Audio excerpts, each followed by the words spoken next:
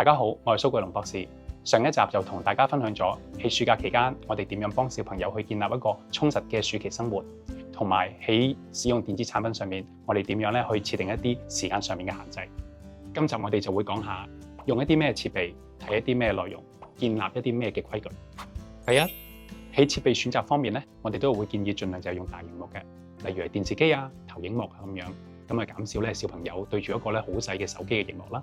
大嘅螢幕有咩好處咧？就係咧佢個距離，起碼你要坐得遠啲，咁啊對嗰個視力負擔咧都會少啲嘅。而且咧佢個位置固定，相對嚟講咧管控上面都會容易啲。第二就係內容方面啦，都係需要家長去幫手去篩選一下嘅。例如係一啲嘅紀錄片、益智嘅動畫、有教學嘅內容，避免小朋友咧就係好隨機去刷一啲嘅短視頻，睇太刺激嘅內容同埋畫面。咁一啲咧有篩選、有品質嘅娛樂，先至係比較健康嘅。另外，家長亦都係可以善用科技管控嘅一啲嘅功能，去幫小朋友咧建立一個自我規範，唔使日日喺度嘈㗎。無論係 iPhone 或者 Android 手機，都有完整嘅家長管控系統㗎。第一，設定螢幕使用嘅時間，時間一到，部機就自己會停㗎啦，唔使家長勞氣。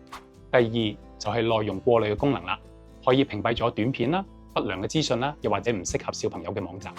第三咧就係封鎖自己下載或者係線上咧就係支付嘅功能，咁啊避免小朋友咧佢會自己安裝一啲遊戲啦，或者亂買道具㗎。